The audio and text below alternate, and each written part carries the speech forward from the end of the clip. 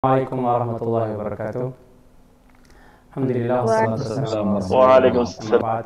Waalaikumsalam. Allahumma 'allimna mimma yanfa'una wanfa'na bima 'allamtana. Rabbana zidna ilman warzuqna fahman. Allahumma inna nas'aluka ilman nafi'an wa rizqan thayyiban wa amalan mutaqabbala. Baik teman-teman sekalian, Assalamualaikum warahmatullahi wabarakatuh. Pada pagi hari ini, pertama-tama marilah kita bersyukur kepada Allah Subhanahu wa taala. Pada pagi hari ini menjelang siang, alhamdulillah kita diberi kesempatan Allah Subhanahu wa taala kita semua untuk menghadiri kuliah umum pada pagi hari ini yang bertemakan tentang budaya dan peradaban Mesir. Sambil menunggu pemateri menyampaikan pemateri hadir, saya di sini akan menjelaskan akan memukaddimah sedikit terkait kuliah umum pada pagi hari ini. Pemateri yang akan diisi oleh Al-Ustadz Muhyiddin Basrani LCMA. Beliau selaku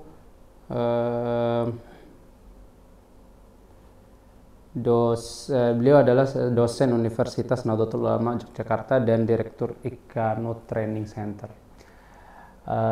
Beliau ini termasuk atau merupakan salah satu daripada alumni Al-Azhar. Alhamdulillah pemateri sudah hadir di sini.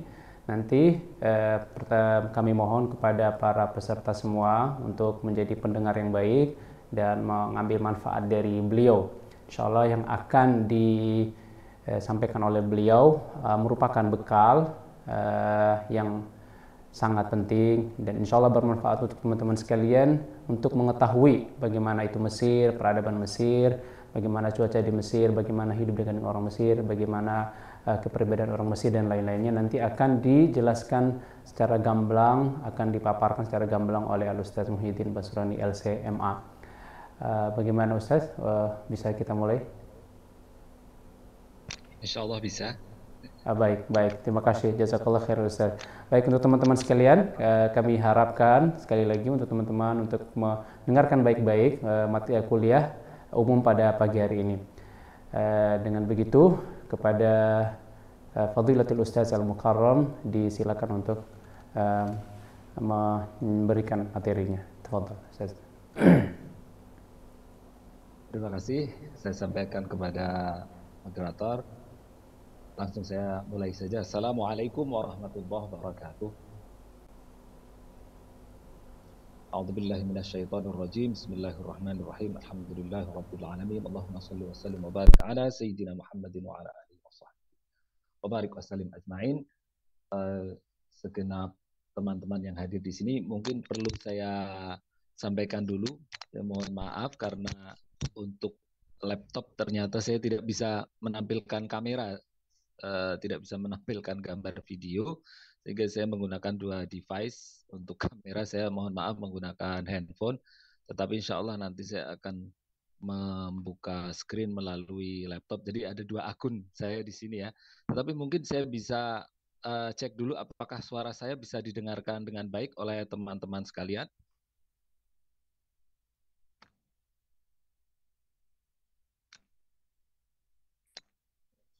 Bisa, Ustaz. Oke, alhamdulillah. Baik, terima kasih. Alhamdulillah.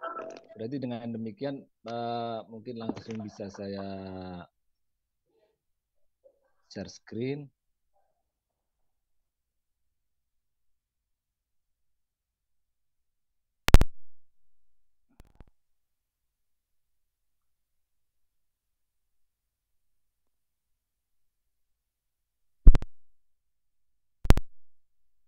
Baik, mungkin akan saya mulai dari awal.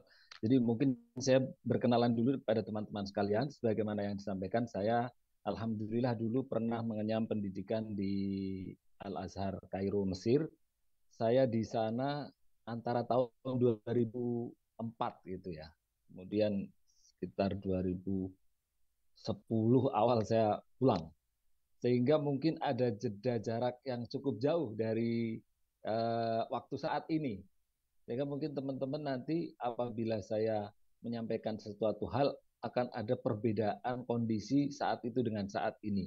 Karena kehidupan sosial berubah, kehidupan politik jelas berubah, tetapi paling tidak ada hal-hal yang saya pikir secara umum masih bisa saya sampaikan berdasarkan pengalaman saya ketika berada di sana, meskipun rentang waktunya sudah cukup lama. Kemudian yang disampaikan di sini adalah tentang budaya dan peradaban. Mohon maaf nanti banyak sekali gambar sehingga nanti kita hanya banyak bercerita mensyarai atau menjelaskan apa yang ada di dalam gambar. Waktu itu saya cukup aktif dalam satu kegiatan, mungkin ada teman-teman yang tahu, yaitu jelajah historis. Jadi waktu itu untuk mengisi waktu saya mengisi kegiatan dengan jalan-jalan dengan tujuan situs-situs sejarah Islam di terutama di kota Kairo. Karena waktu itu saya berpikir kita butuh satu momen refreshing tetapi yang cukup murah. Dan saya pikir jalan-jalan sejarah itu bisa dikatakan hemat dan juga bermanfaat karena memberikan kita wawasan tentang kesejarahan, juga kita bisa menikmati keindahan arsitektur yang kita lihat di sesuatu yang kita sebut sebagai museum terbuka. Jadi luar biasa. Ada kata-kata negeri seribu menara. Jadi di situ seribu menara merepresentasikan sejarah peradaban Mesir Islam, tetapi Mesir kuno, Mesir Faraoinah, Mesir Firauniyah juga memiliki situs-situs sejarah yang luar biasa. Tetapi mungkin mohon saya pastikan dulu waktu yang diberikan kepada saya kira-kira berapa menit. Mohon maaf kalau boleh tanya sebelum saya lanjutkan. Atau mungkin secukupnya ya. Baik, dengan demikian saya lanjutkan dulu aja. Saya mengambil judul budaya dan peradaban, yaitu at-thaqafah wal hadarah ya. Teman-teman nanti ada istilah at-thaqafah, al-hadarah. Jadi budaya itu sifatnya lebih lebih sederhana. Kalau peradaban itu lebih besar. Peradaban itu biasanya terkait dengan sebuah, kalau bahasa Inggrisnya kan civilization, kalau budaya itu culture. Kalau culture itu lebih sederhana, mungkin orang hidup mencukupi dirinya sendiri itu sudah disebut culture. Tapi peradaban itu biasanya ditandai dengan karya-karya arsitektur yang sangat sophisticated, yang sangat besar. Itulah peradaban. Dan Mesir punya itu semua. Pertama kita kalau ke Mesir nih, orang-orang Mesir kadang menyebut negaranya sendiri sebagai Ummud Dunya. Teman-teman pasti dulu belajar sejarah tuh. Ummud Dunya itu kan ibu dari peradaban, mother of civilization katakanlah. Kalau belajar sejarah dulu di sekolah, di madrasah, kita tahu ada peradaban-peradaban besar di dunia. Misalnya peradaban Cina, peradaban Maya, Inka, Aztec gitu ya. Atau peradaban lembah sungai Efrat dan Tigris. Ada juga lembah peradaban Mohenjo-daro dan Harappa. Jadi di masa atau peradaban Yunani kuno. Masa kuno itu ada titik-titik peradaban yang sudah sangat maju dan Mesir menjadi salah satu di antaranya. Sehingga masyarakat sana mengatakan bahwa Mesir itu sebagai Ummud Dunya. Dan salah satu, tentu saja kita tahu ada istilah Seven Wonders of the World kan, 7 keajaiban dunia, dan hal-hal yang ada di Mesir itu masuk di situ.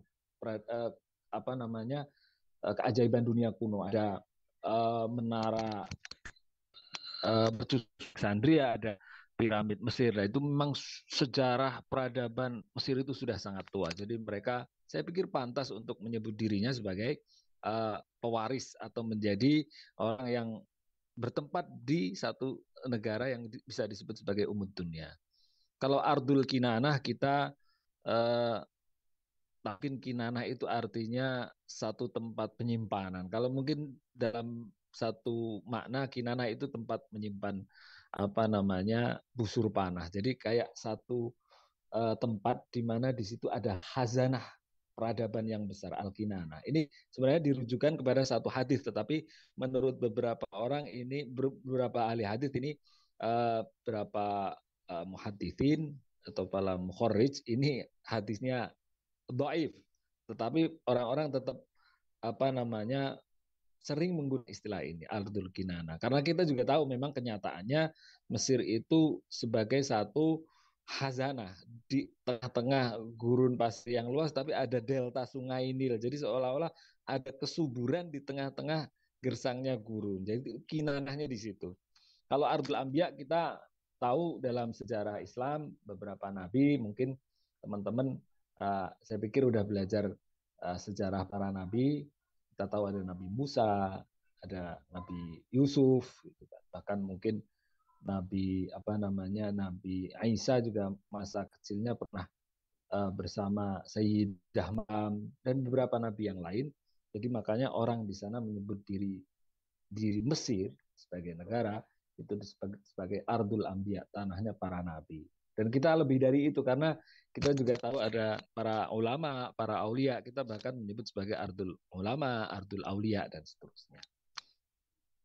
Kemudian di dalam Al-Quran nama istilah Mesir itu muncul beberapa kali yang secara langsung, tapi secara makna menurut saya Ali Jum'ah lebih dari itu, ada 80, tetapi secara gamblang ada kata Misr, mungkin ada 5 ayat di sini ya. Pertama Misr sebagai kota, Ihbitu Misron fa innalakum sa'altum. Kemudian ini konteksnya Nabi Musa, kemudian ini juga Nabi Musa lagi ada istilah Misr, surat Yunus, kemudian surat Yusuf, Nabi Yusuf berkata kepada uh, orang Mesir ya, orang Mesir berkata kepada istrinya ya, tentang Nabi Yusuf yang jadi budak gitu. Jadi Misr di sini memang sebagai Mesir, tapi juga ada bermakna kota, kan Misr itu aslinya akar kata tempat. Kemudian surat Yusuf juga menceritakan tentang percakapan Nabi Yusuf dengan ibunya, ya, masuklah ke negeri Mesir dengan aman. Ini nanti teman-teman kalau di bandara dulu, waktu saya di bandara ini ayat ini ditulis besar. Jadi seolah-olah diingatkan kita masuk Mesir insya Allah dengan aman. Kemudian ini terakhir adalah ucapan Firaun yang surat Az-Zukhruf. Jadi dia kesombongannya mengatakan bahwa ini Mesir seperti ini, yang ada sungai mengalir di bawah saya. Jadi Mesir itu peradabannya secara sejarah memang sudah sangat tua. Kemudian dalam sejarah Islam sejak awal juga nggak bisa dilepaskan, muncul di dalam Al-Quran, bahkan sebelum masa Nabi Muhammad sudah terkait dengan kehidupan para nabi sebelumnya. Jadi bisa dikatakan peradaban sejarah Mesir sudah sangat tua. Kemudian sekarang saat ini Mesir sudah melewati banyak sekali pergantian kekuasaan secara politik, tapi yang saat ini Mesir itu berbentuk republik. Nama resminya Republik Arab Mesir, Arab Republic of Egypt, dalam bahasa Arab Jumhuriyatul Misr Al-Arabiyah. Yang paling bawah tuh cara baca orang Mesir, karena orang Mesir mengucapkan jim ya tidak semuanya. Kalau di Kairo begitu, jim diucapkan dengan gim. Jadi gum uriyat Masr El Arabia. Bedanya kalau yang bahasa baku standar itu Misr. Kalau orang menggunakan bahasa Amiyah menjadi Masr. Jadi antara Misr dengan Masr itu menunjukkan perbedaan antara bahasa Fusha dengan Amiyah. Ada Jumhuriyah juga dengan Gumhuriyah, itu juga menunjukkan perbedaan itu. Teman-teman mungkin pernah membaca tentang perkembangan politik. 2011 terjadi sebuah revolusi yang cukup memberikan perubahan yang signifikan bagi kehidupan Mesir. Ada 2 kali pergantian kepemimpinan, kemudian yang terakhir adalah ini. Kalau ini yang difotokan Presiden As-Sisi ya, Abdul Fattah As-Sisi, backgroundnya adalah militer, tetapi cukup dekat dengan apa namanya tokoh-tokoh Muslim, utamanya dari Al Azhar. Tetapi di luar itu, teman-teman yang perlu tahu, yang hendak menuju ke Mesir, uh, situasi politik satu negara akan berbeda negara kita. Jadi mungkin di masa setelah reformasi sampai sekarang kita kan lebih terbuka, lebih bebas di dalam hal apa? Menyuarakan pendapat. Kita mengkritik pimpinan itu di Indonesia, insya Allah meskipun dengan segala kekurangan, saya pikir ada kemajuan. Tapi negara-negara Timur Tengah, menurut saya itu lebih strict dalam urusan politik. Ya, meskipun sudah ada revolusi, tetapi jangan bayangkan sama dengan Indonesia. Artinya apa? Kalau kita peduli dengan urusan politik, itu hal yang niscaya, yang wajar.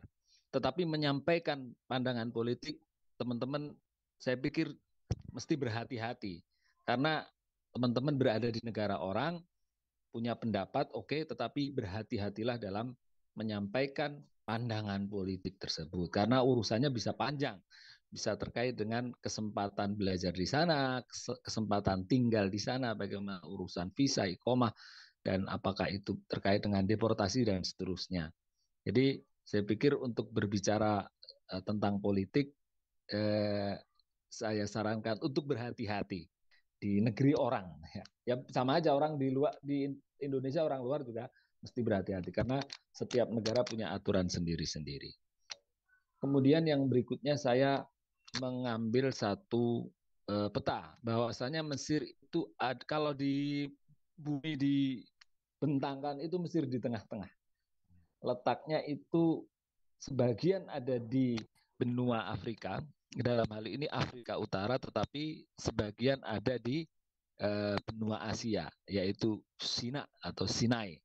Nah, itulah yang berbatasan dengan Gaza. Kalau teman-teman sekarang mati perkembangan politik, Gaza itu batasan dengan daerah namanya Arish. Sehingga kalau dibuka jalur supply donasi melalui Mesir ya lewat situ. Sebaliknya kalau ada para pengungsi dari Gaza ya dari situ.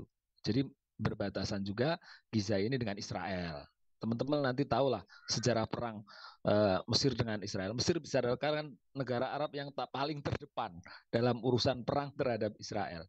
Pernah mengalami perang 6 hari, Yom Kippur, mohon maaf, Six Day War, itu perang 6 hari, 67 itu kalah. Gitu kan. Tapi sebelumnya ada juga perang atrisi yang melibatkan Mesir melawan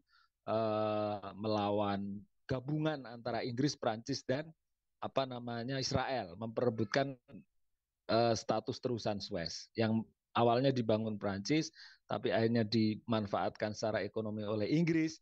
Akhirnya Mesir melalui Presiden Jamal Abdel Nasir ingin menasionalisasi dan perangnya akhirnya lawan Israel. Tahun 67 perang kalah, tahun 73 Mesir menang. Ada Sita Oktober, 6 Oktober atau perang Al-Ashir min Ramadan karena kebetulan itu bulan Ramadan. Jadi Mesir berbatasan dengan Israel dan juga ada relasi sebenarnya, tetapi Mesir juga bisa dikatakan yang terdepan kalau urusan perang ya karena memang paling berbatasan, paling berbatasan. Kalau 67 sih beberapa negara lain mungkin terlibat ya yang berdampingan itu kan semisal Syria di dataran tinggi Golan dan ya nanti mungkin urusan politik teman-teman akan membaca sendiri secara lebih mendalam. Ini tentang letak geografis. Kalau kita lihat dari letaknya yaitu di atas garis Katulistiwa lah, di atas garis Khotul Istiwa ya teman-teman perlu tahu Katulistiwa itu bahasa Arab ya Khotul Istiwa. Jadi suhunya nggak akan seperti Indonesia yang pastilah. Kalau dilihat peta juga banyak gurunnya, jadi ada musim panas tapi nanti ada musim dingin, cuman nggak banyak hujan seperti di ini karena bulan bukan di negara tropis. Kemudian kalau kita lihat peta lebih detail, teman-teman nanti akan lihat bahwa dari selatan sampai utara tuh, selatan itu di bawah ya kalau di peta, sampai ke utara di atas itu ada sungai memanjang, itulah Sungai Nil, itulah sumber beban masyarakat Mesir. Kemudian ada sebagian yang di pinggir-pinggir mungkin hijau itu karena ada oasis, ada wadi, tempat air sehingga cukup hijau kalau dalam peta. Kalau ke utara tuh semakin ke utara makin hijau karena di situ Sungai Nil bercabang-cabang. Hijaunya makin luas. Kalau di bawah kan hijaunya memanjang gitu kan. Berarti kan sungainya belum bercabang-cabang. Tetapi setelah di Giza di atas itu ada piramid-piramid itu sungainya bercabang-cabang sehingga yang atas itu hijau namanya delta Sungai Nil. Nah disitulah masyarakat Mesir banyak tinggal. Nah Kairo dibangun di titik permulaan ketika Sungai Nil mulai bercabang-cabang. Memang dipilih di situ. Ya, sejarahnya cukup panjang, mungkin nanti kita singgung lebih lanjut. Tetapi ini bentuknya ya. Jadi banyak desertnya, banyak apa namanya gurun pasirnya. Tetapi kalau teman-teman apa namanya datang ke tempat yang warnanya hijau di peta ya kayak di Indonesia ada sawah, ada sungai dan seterusnya. Nah, yang saya bilang bagian kanan itu teman-teman lihat ada segitiga itulah yang namanya Sinai. Ya, Sinai itu orang mengatakan itu masuk Asia. Yang membelah adalah terusan Suez yang belum berupa saluran air. Dulu terhubung melalui jalur darat tetapi dibelah jadi terusan Suez ini membelah antara Laut Tengah ke Laut Merah. Um, ada istilah ya, ini saya lihatkan peta Lower Egypt dan Upper Egypt. Upper itu yang atas, lower itu yang bawah. Tetapi pada peta itu kebalik ya, yang Mesir atas, yang Suaid itu di bawah. Kalau lower atau sufla itu yang di atas kalau di peta. Intinya yang orang-orang atas nih, orang-orang Suaid itu dari daerah pedalaman katakanlah. Mereka banyak juga di kota Kairo, tapi mereka unik, mereka mempertahankan cara hidupnya dari berpakaiannya orang-orang Suaid ini walaupun tinggal di kota tetapi tetap pakai jalabiyah, galabiyah atau jubah khas Mesir.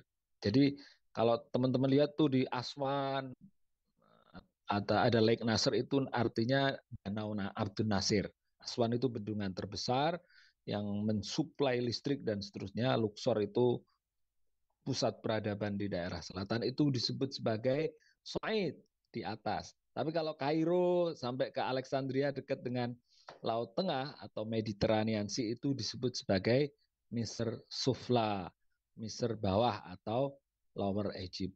Jadi ada dua istilah ini. Nanti teman-teman insya Allah kalau di sana akan melihat istilah-istilah ini digunakan.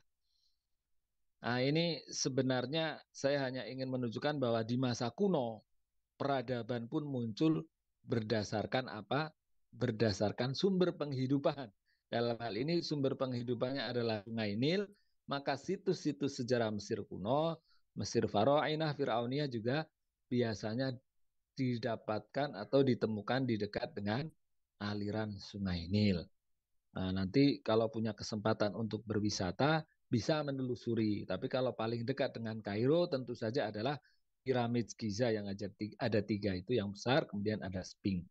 Kalau di selatan-selatan itu juga banyak sekali, cuman membutuhkan apa namanya perjalanan, jarak perjalanan. Biasanya teman-teman kalau yang punya keinginan berziarah tuh ada makbarohnya, dorifnya Imam Abu Hasan As-Sadili itu di daerah selatan gitu, di daerah Said gitu. Kemudian uh, sekaligus nanti mungkin berwisata ke situs-situs Faraoinah yang ada di selatan atau di Mesir atas. Ini sekedar penegasan tentang delta. Saya tadi mengatakan bahwasanya Sungai Nil itu kalau dilihat dari atas, mulai dari Kairo, Giza, ya. Jadi Kairo itu satu provinsi sendiri, Giza itu satu provinsi sendiri, berhadapan. Kairo di sebelah timur Sungai Nil, kalau Giza di barat Sungai Nil, tapi berhadapan. Nah di situ ibu kota Mesir kebanyakan dalam sejarah di situ. Nah dari situ mulai bercabang. Jadi sampai ke utara tuh. Mungkin teman-teman lihat ada Alexandria namanya Iskandaria kalau dalam bahasa Arab. Ya, misalnya Ibnu Athaillah As-Sakandari ya dari Iskandaria. Rosita itu Rosid. Ada itu nama-nama kuno, nama-nama yang campur mungkin dalam banyak bahasa ya. Mungkin Fayum itu ada di bawah, kemudian Busiri ya, Imam Al-Busiri tahu ya pengarang Qasidatul Burdah itu berasal dari Busir, makanya ada kota Busiri dan banyak lagi kota-kota lain yang nanti teman-teman akan tahu, oh ini ulama ini berasal dari kota ini di Mesir. Jadi kalau kita lihat hijau itu karena banyak ladang dan sawah dan itu hubungannya dengan sumber air. Kalau nggak ada sumber air ya nggak ada warna hijau, nggak ada pertanian. Ini uh, penjabaran tentang tadi saja ya.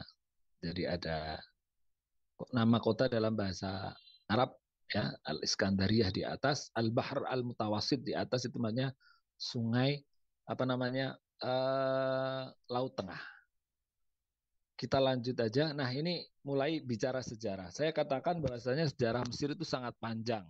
Saya mengambil dari satu sumber bahwasanya di situ ada sekitar 3.000 tahun sebelum Masehi. BC kan sebelum Masehi ya.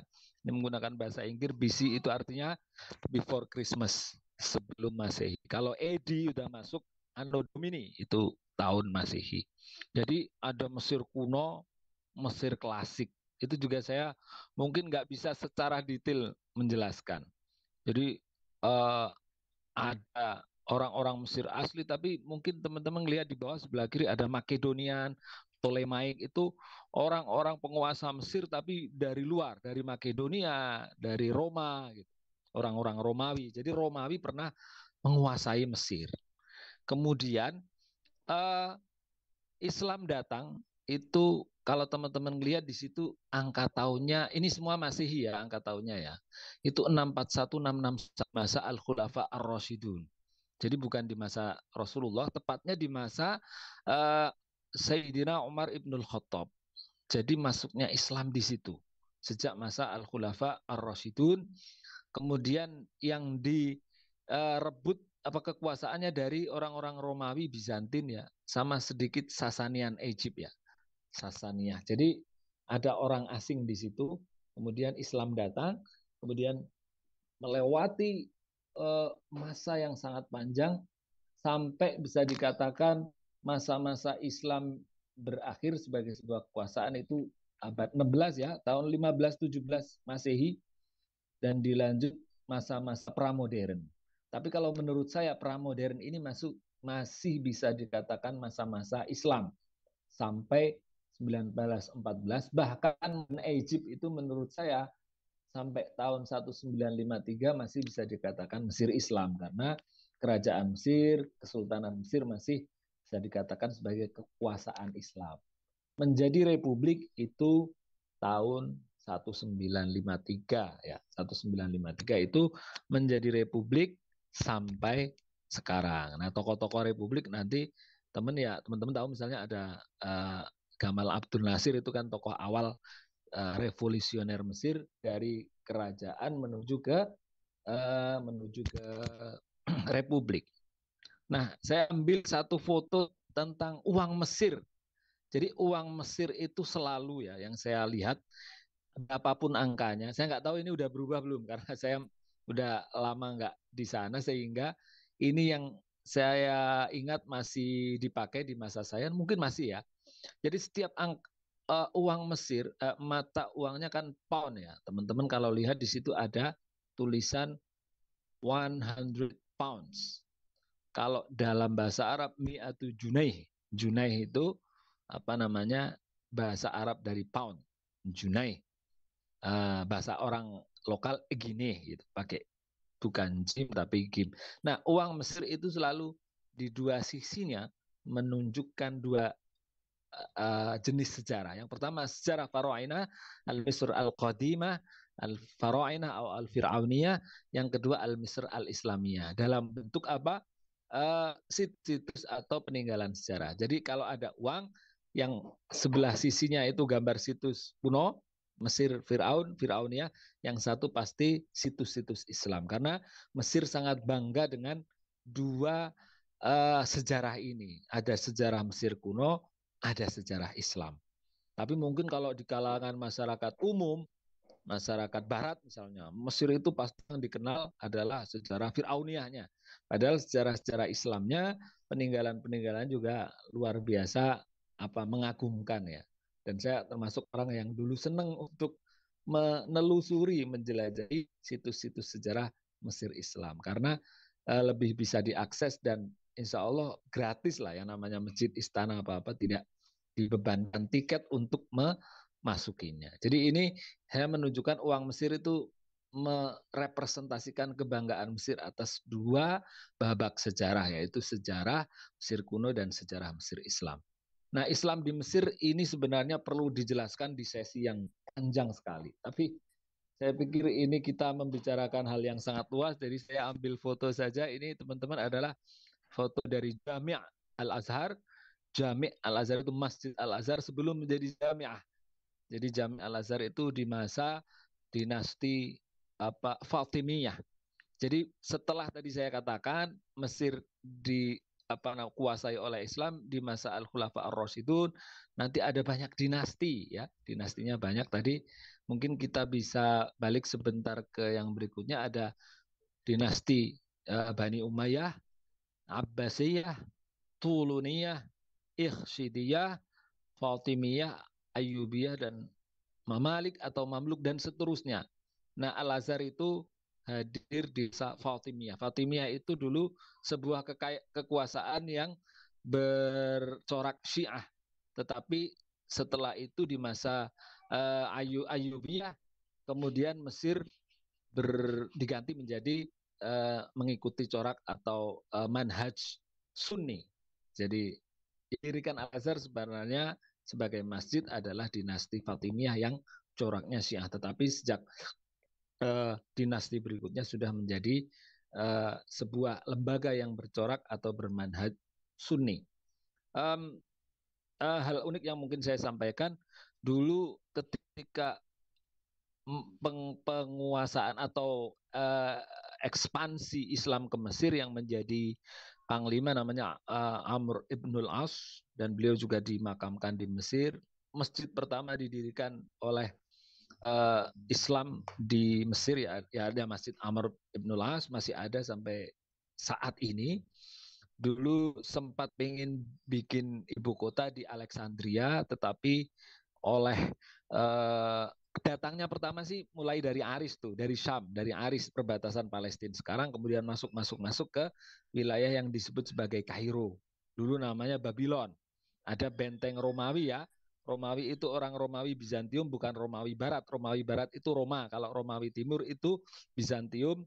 Dulu, nah, sekarang namanya Istanbul karena sudah menjadi wilayah Islam. Nah, penguasa Mesir di masa Amr ibnul As datang itu orang-orang Romawi. Cuman uniknya apa? Orang-orang Kristen lokal itu namanya kan Kristen Kipti atau Koptik. Itu punya perbedaan corak Kristen dengan penguasa Romawi.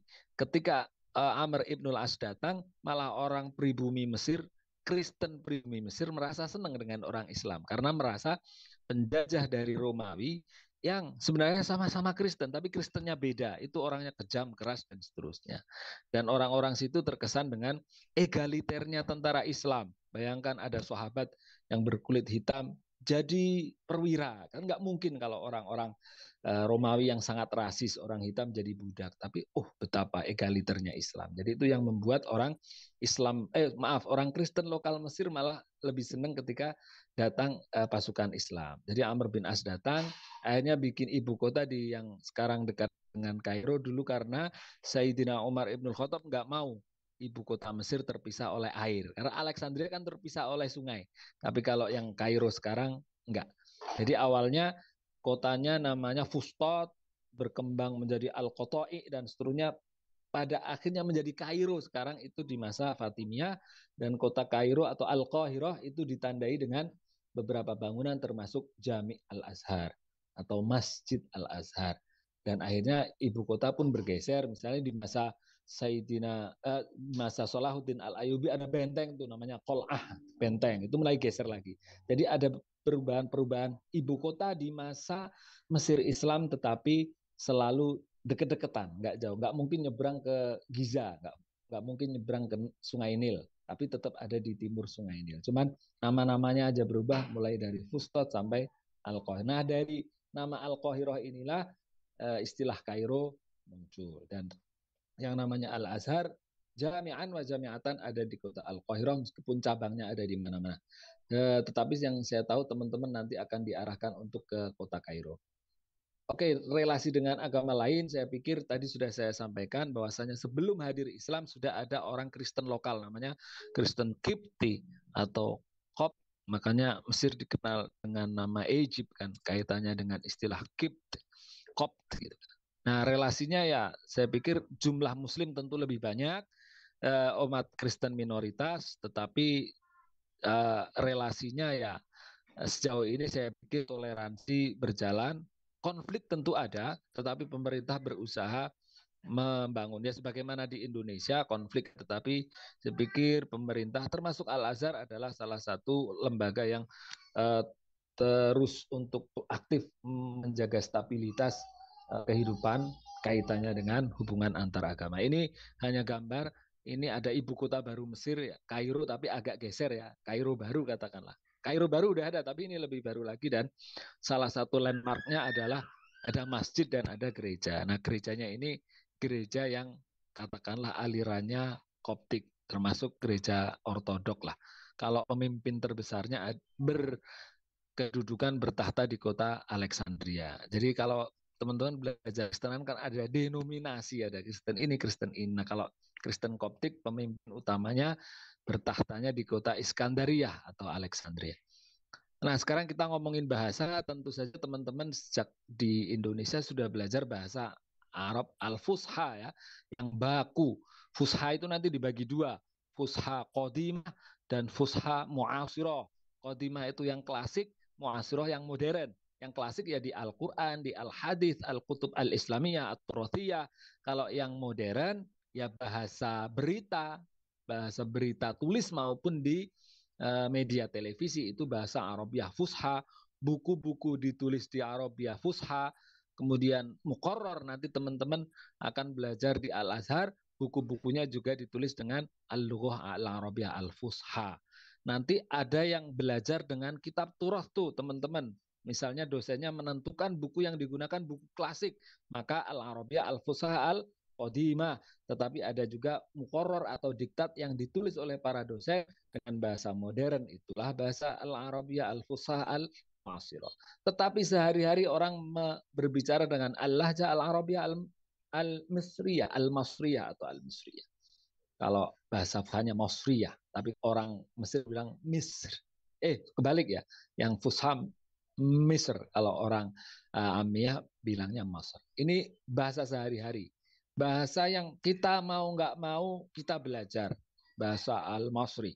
Amiyah, Al-Amiyah, Al-Masriyah. Untuk apa? Untuk kemudahan komunikasi. Kita kadang ya ketemu tuan rumah, kita ketemu orang jual sayur, kita ketemu supir. Bahkan dalam beberapa kasus, para masyayikh, para doktur, juga menggunakan bahasa Amiyah untuk kehidupan sehari-hari. Saya jika ingin sangat membantu, mau nggak mau kita harus belajar. Cuman masalahnya kita susah kalau belajar dari Indonesia. Tidak semua orang bisa ngajarin. Nah, belajarnya nanti di sana dengan kakak senior dan seterusnya. Tetapi poin kita tentu saja bahasa Arabiah Fusha.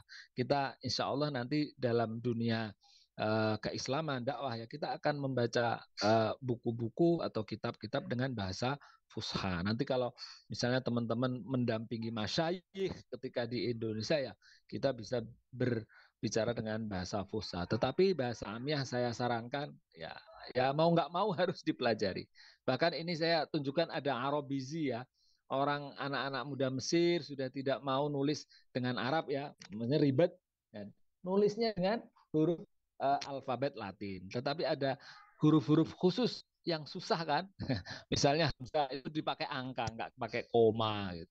Arabi Ain bukan pakai koma lagi, tapi apa namanya pakai angka 3. Jadi angka-angka itu menunjukkan huruf tertentu. Nanti teman-teman mungkin ngelihat sendiri tuh. Orang chatting, orang Arab pakai bahasa Amiyah, hurufnya huruf Latin. Nah ini angka-angka ini digunakan. Nah istilahnya adalah Arabisi. Kondisi geografis teman-teman udah tahu tadi lihat peta banyak warna yang nggak hijau berarti itu kalau nggak ya either apa namanya gunung batu ya gurun pasir. Nah, ini gurun batu insya Allah foto dari uh, Jabal Musa teman-teman nanti bisa mendaki di sana apa namanya letaknya di Sinai ya. Dulu pernah jadi bagian Israel tuh Sinai tahun 73 antara tahun 67 sampai 73. Jadi pernah dikuasai oleh Israel. Tapi sekarang udah menjadi bagian dari Mesir lagi. Bisa jalan-jalan ke sana. Saya bilang tadi dari peta itu hijau ya seperti ini. Orang nanam padi, orang nanam uh, sayuran itu ada. Itu ada ya. Jadi jangan dianggap semua warnanya coklat. Ya kalau dekat dengan air, dekat dengan sungai, ya itu bisa untuk ditanami dengan tanaman, khususnya pertanian. Ini juga orang nanam padi juga ada. Uh, Kalau laut ya ini tempat-tempat wisata ya seperti ini. Teman-teman nanti kalau ada kesempatan bisa jalan-jalan ke pantai untuk berwisata. Nah, cuaca nih.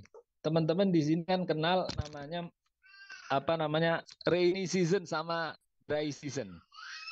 Musim hujan sama musim kemarau. Tetapi di sana yang paling dominan musim panas ya.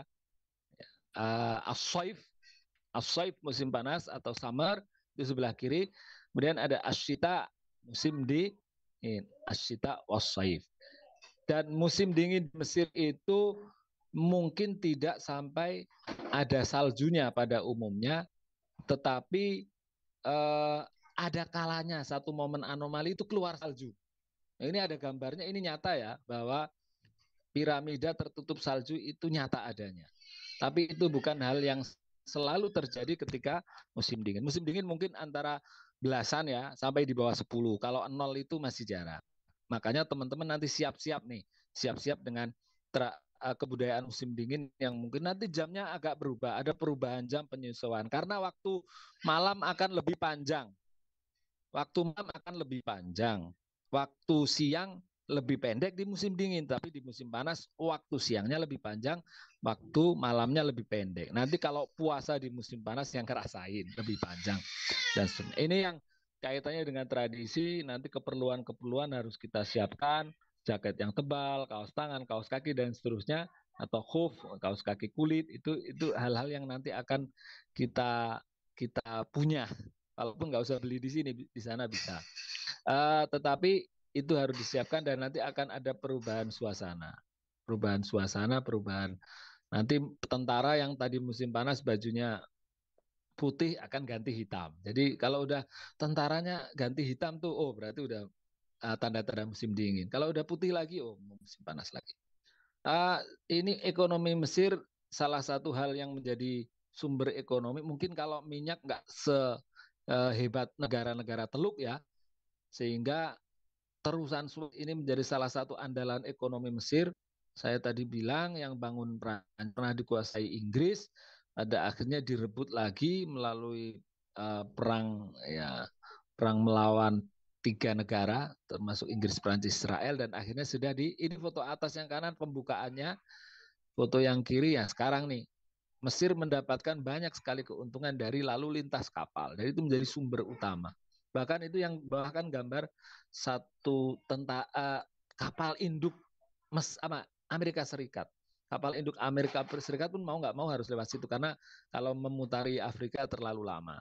Jadi ini menimbulkan membuat satu kemudahan orang dari Laut Tengah langsung ambil Laut Merah melalui Mesir. Dan itu apa namanya penghasilannya sangat besar sehingga Mesir semangat sekali tahun 57-an itu menasionalisasi sampai dibela-belain perang nggak apa-apa. Yang penting ini milik kami ya, ini milik kami.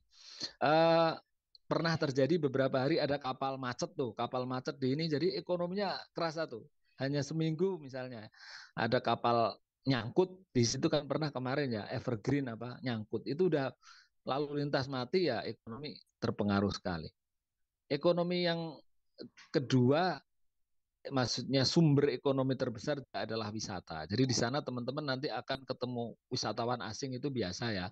Baik itu wisata sejarah, wisata alam, sejarah Islam, sejarah Mesir. Jadi memang Mesir sangat mengandalkan ekonominya selain terusan Suez juga wisata. Teman-teman juga nanti bisa berkesempatan untuk berwisata jika ada kesempatan. Maksudnya bisa punya dana, punya waktu dan seterusnya. Kalau yang mau murah ya kayak saya, jalan-jalan menelusuri sejarah murah gratis.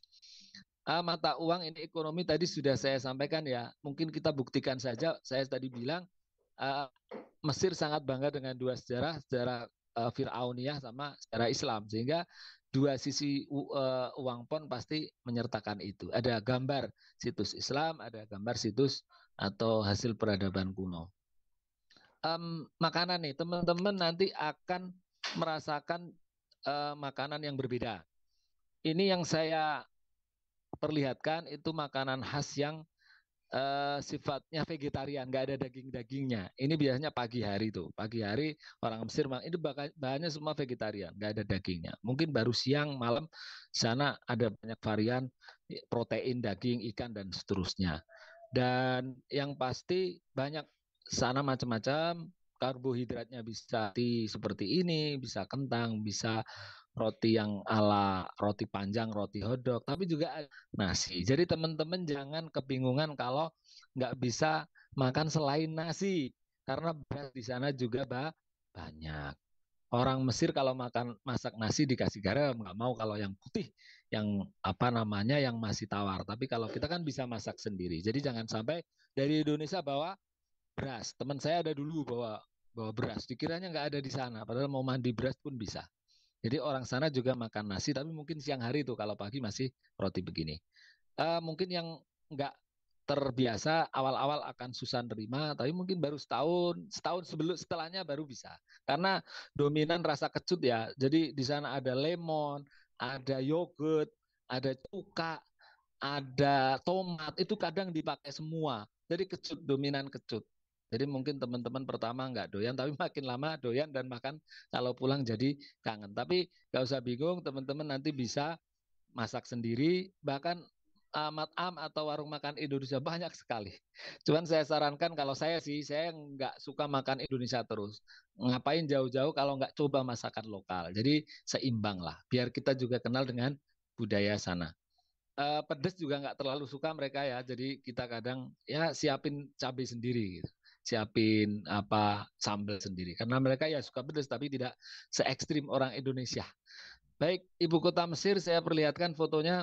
Mungkin ini waktunya udah lama banget saya cerita ya. Saya ingin tunjukkan Mesir itu negara maju, negara terbesar di Afrika.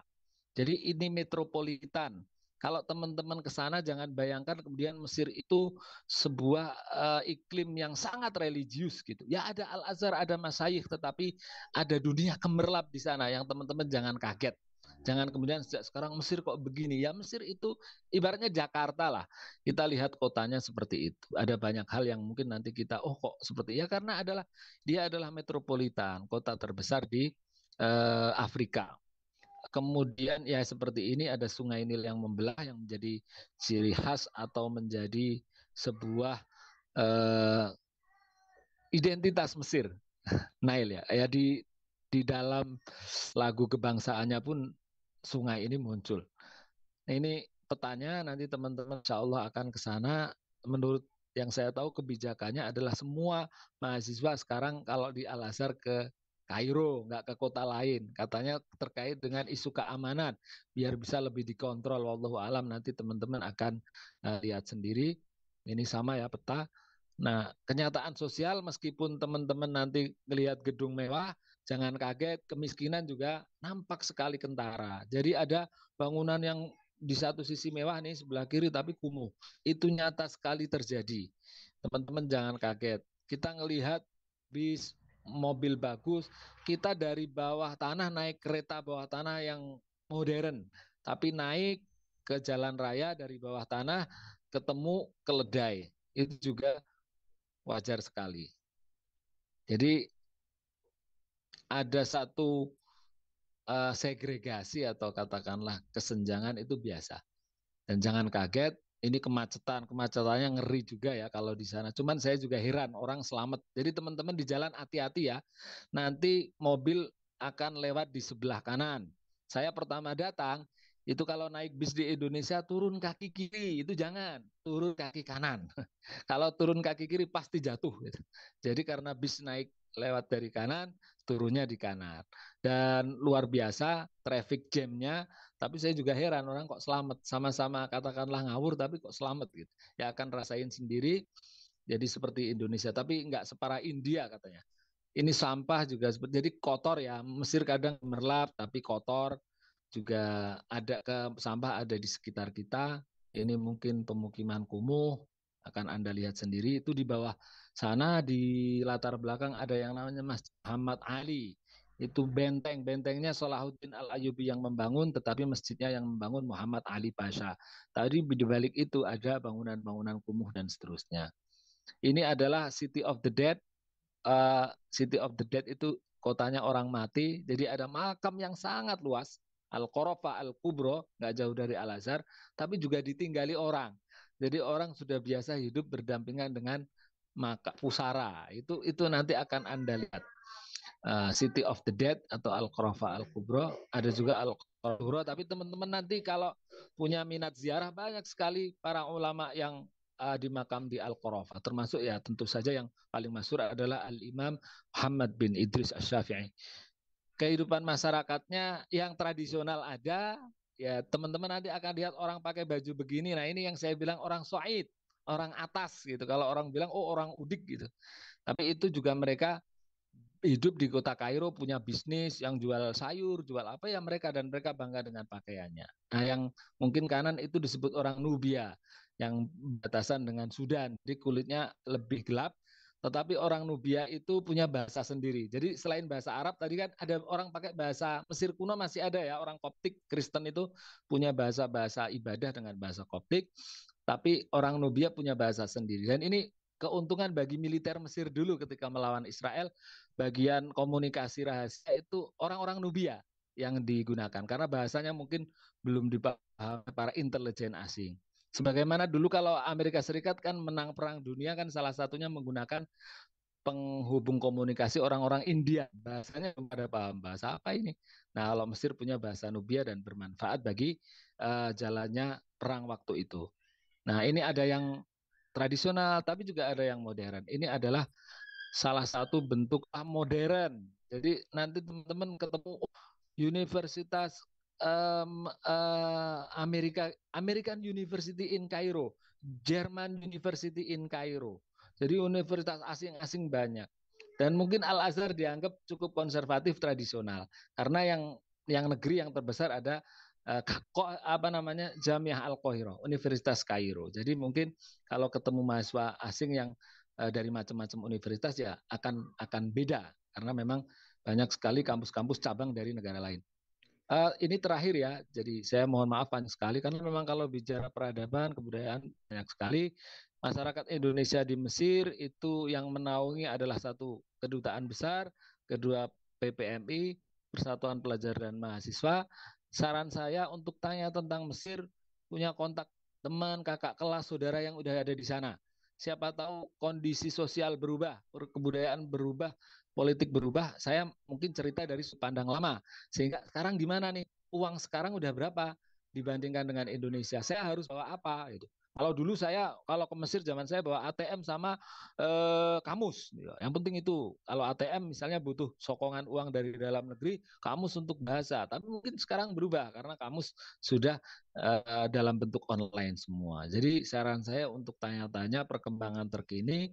Nanti urusan secara formal ada KBRI Kairo, ada PPMI Mesir, dan banyak sekali organisasi. Organisasinya organisasi berbasis kedaerahan, provinsi ini itu berbasis organisasi Islam, ada Muhammadiyah, Nahdlatul Ulama, Persis, dan seterusnya ada. Organisasi berbasis alumni pondok ini, sekolah ini juga ada. Banyak sekali pilihan dan kegiatan di luar organisasi juga banyak warung, banyak kesempatan jalan-jalan. Mungkin yang saya berikan sebagai pesan teman-teman ya fokus ke kalau ke Mesir ya tujuan utama adalah belajar, yang lain mungkin ada refreshment, ada hiburan ya untuk meningkatkan semangat kita. Jangan terlalu sibuk dengan yang lain karena kalau sudah sibuk asik akhirnya mungkin belajarnya jadi terbengkalai. Yang sudah bekerja misalnya wah udah duit banyak nih, aduh saya akhirnya kerja aja deh karena udah dapat duit seneng, akhirnya perkuliahannya yang terbengkalai. Jadi mungkin itu karena udah lama banget saya berbicara, mohon maaf. Mungkin nanti kita bisa dilanjut ke sesi berikutnya. Terima kasih, saya tutup dulu. Allahumma fiq ila aqwamit thoriq. Assalamualaikum warahmatullahi wabarakatuh. Waalaikumsalam warahmatullahi wabarakatuh. Terima kasih banyak atas pemaparannya kepada Ustaz Muhyiddin Basroni. Baik, itulah teman-teman sekalian sedikit penjelasan tentang Mesir dari segala sisi geografis, ekonomi, geografis dan bagaimana tentang di Mesir di sana sekarang. Baik, untuk sesi berikutnya kita masuk ke sesi tanya jawab Ustaz ya. Nanti di sini kita akan berikan kesempatan kepada teman-teman sekalian, uh, ada waktu sampai jam 11. Di sisa waktu ini kami berikan kesempatan kepada teman-teman untuk berdiskusi, bertanya langsung kepada Ustadz bagaimana, atau ada unek-unek atau ada ingin yang ditanyakan kepada Ustadz, silakan. Kita mulai dari sekarang.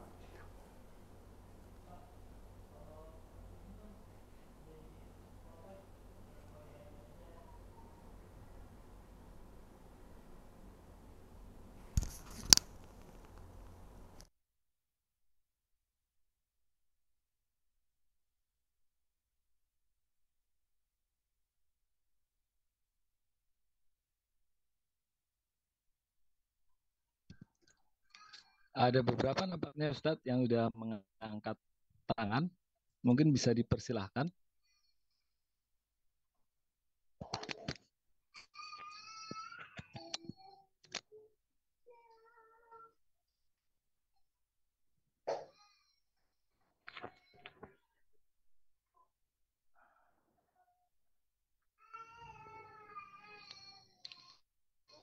Ada yang nulis, tapi mungkin saya tunjuk aja ya. Yang sudah mengangkat tangan. Kalau saya salah baca, mungkin tolong. Apakah Rizu Naufal atau siapa ya yang mungkin kalau salah baca? Ada Rizu Naufal atau Ahmad Riza Pahlevi.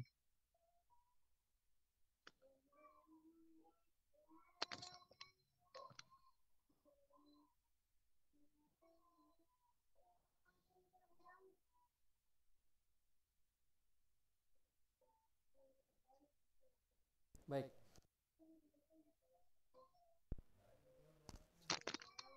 Nampaknya ada yang bersuara, silakan. Ya, kepada saudara Reza wa Naufal, silakan bertanya. Reza dan Naufal yang mengangkat tangan.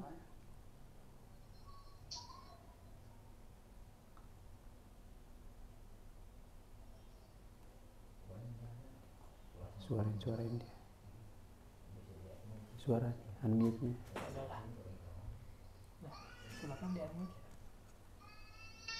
Silakan diaktifkan suaranya, Reza dan Naufal. Bismillahirrahmanirrahim. Terima kasih kepada waktunya Bapak. Ini kami perwakilan dari Posiba di Bekasi pusatnya. Ingin bertanya terkait dengan peradaban atau interaksi sosial yang ada di Mesir, lebih-lebih di konteks ilmiah. Pertama-tama kami ingin memberikan pengantar bahwa Indonesia memang lebih kental tentang pengabdian dalam menuntut ilmu, karena itu memang salah satu ciri khas dari pesantren-pesantren yang ada di Indonesia.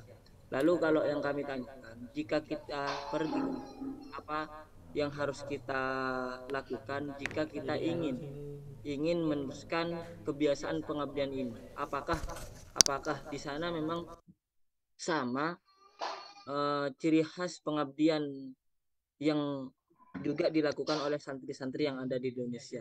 Khawatir ketika kami semisal kami ingin mendekat ke Syekh dengan cara yang kami lakukan di Indonesia, khawatir Syekh itu tersinggung dan lain sebagainya. Lalu yang kedua, ini terkait dengan bahasa Amiyah. Kami di sini kan masih tertatih-tatih untuk memahami bahasa Arab Fusha. Lalu ketika ingin mencoba untuk melangkah belajar bahasa Amiyah, mungkin ada langkah-langkah dari Bapak yang bisa mempermudah kami untuk memahami bahasa-bahasa Amiyah seperti itu. Dan terakhir, mungkin kira-kira kan ini juga dalam artian satu arah, kami juga mau ke Mesir untuk menjadi mahasiswa. Kira-kira bisa dikasih tahu ada apa batas, ada apa saja batasan-batasan yang itu bersifat negatif yang ada di lingkungan Al-Azhar agar kita tidak terjerumus di dalam semacam lingkaran buruk itu. Mungkin itu Bapak. Terima kasih. Wassalamualaikum warahmatullahi wabarakatuh. Waalaikumsalam warahmatullahi wabarakatuh. Baik, mungkin saya langsung jawab satu-satu saja ya.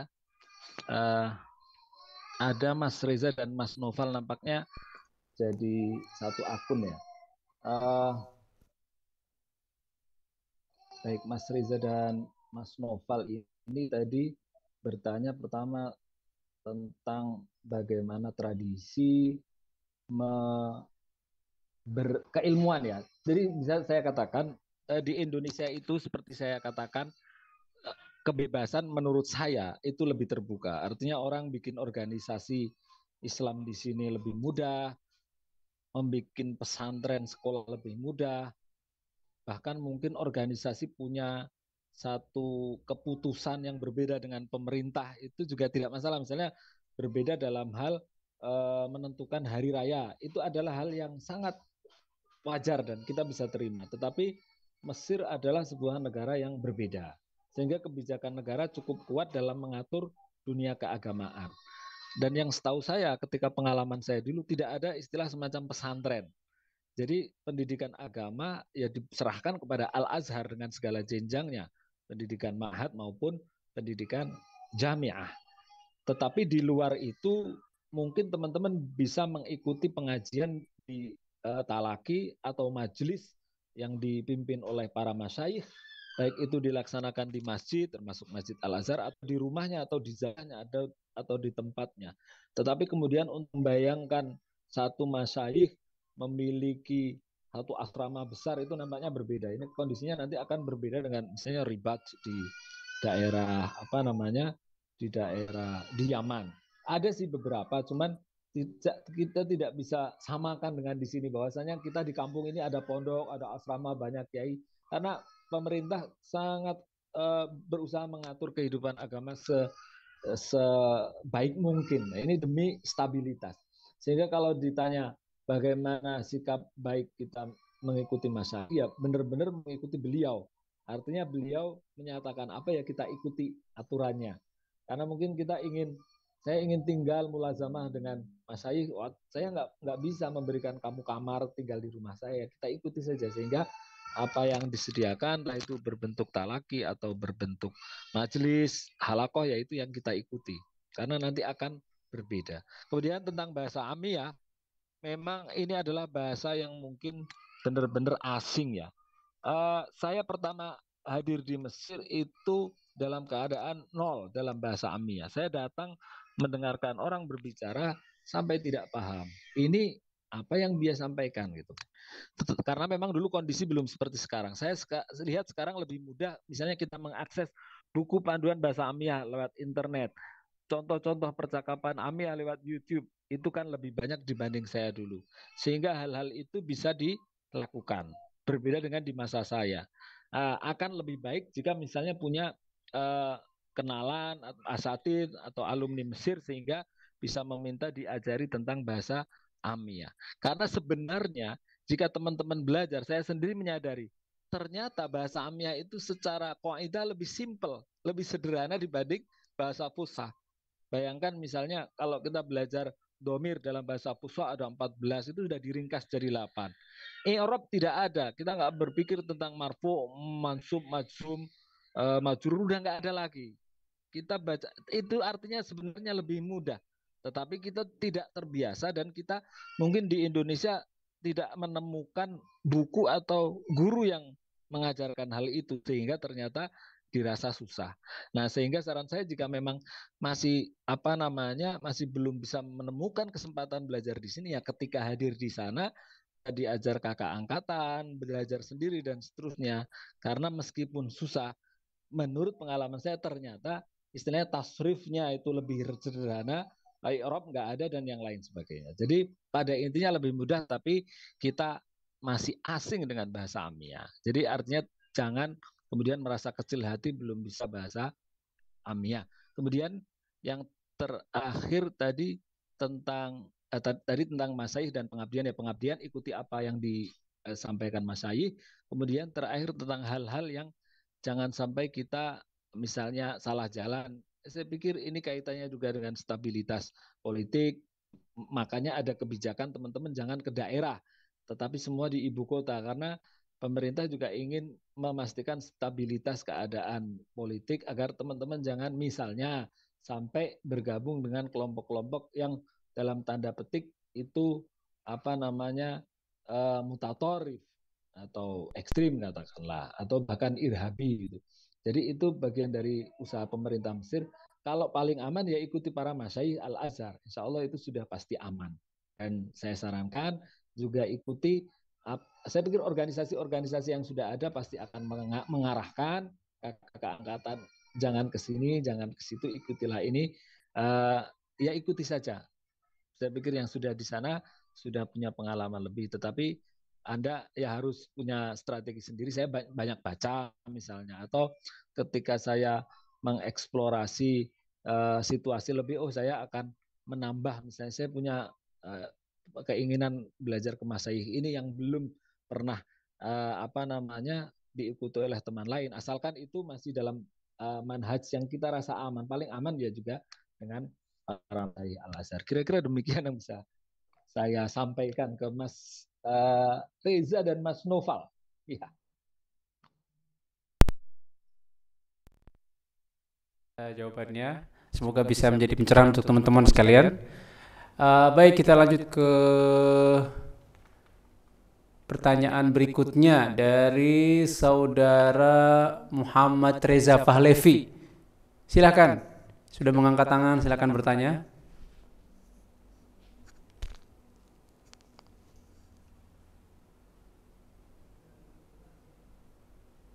Muhammad Reza Fahlevi. Baik, kita ganti ke Ahmad Muslih, Abdullah Ahmad Muslih. Silakan bertanya.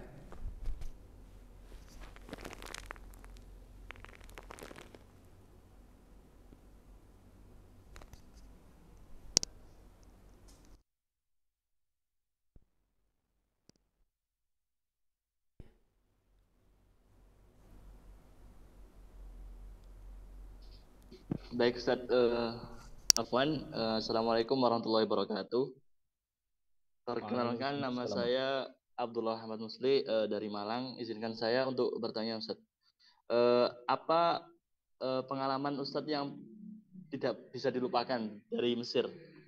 Mungkin itu yang pertama. Kemudian yang kedua, apa yang kan di kata Ustadz tadi katanya kalau di Mesir itu kalau kita berbicara tentang politik agak sensitif ya Ustadz. Nah, itu apakah di sana itu seperti ada mata-mata atau bagaimana Ustadz? Yang kata Ustadz katanya pemerintah di sana agak ketat. Mungkin seperti itu saja Ustadz. Terima kasih. Baik, terima kasih kepada Mas Abdullah Ahmad Muslih dari Malang. Langsung saja Ustadz ya saya tanggapi. Kalau ditanya tentang kesan, sebenarnya banyak sekali ya, sehingga saya bingung mana yang paling berkesan ya. Tetapi yang mungkin saya ingat itu bagaimana orang Mesir menghargai orang Indonesia. Mereka punya satu mujamalah ketika ketemu orang dari mana, Ahnas ya, walaupun itu mungkin disampaikan ke seluruh orang dari manapun, mau ketemu dari Malaysia, dari Singapura, dari Amerika, Ahsan Nas gitu kan. Oh, keren lah, orang yang terbaik gitu. Tetapi saya pikir Indonesia punya sejarah yang bagus ya, ketika dulu Indonesia punya relasi kuat di masa Presiden Soekarno dan Presiden Gamal Abdul Nasir.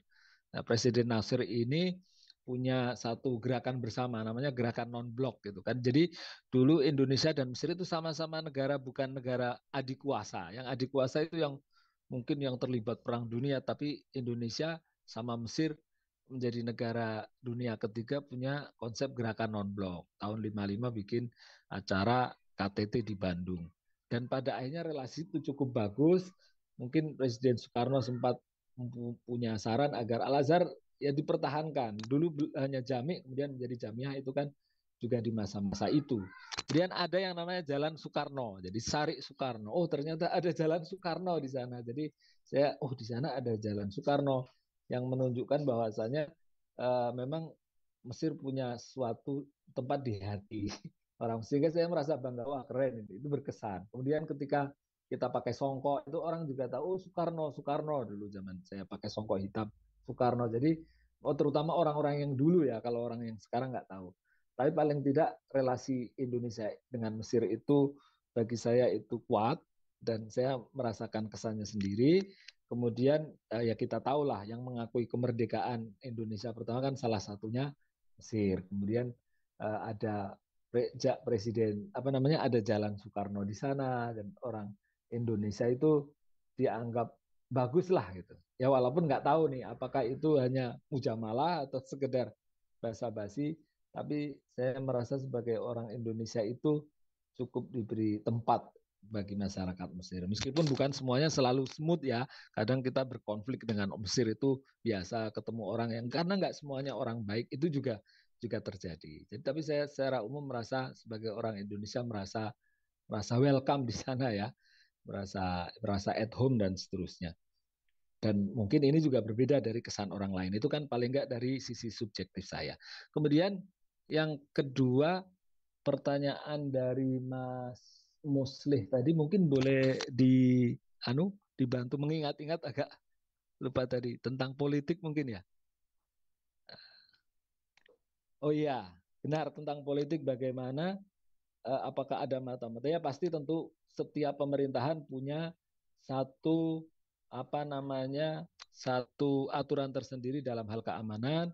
Kita tahu yang namanya di sana ada al-aman ad-daulah atau kita sering teman-teman menerjemahkan national security, biasanya disingkat NS.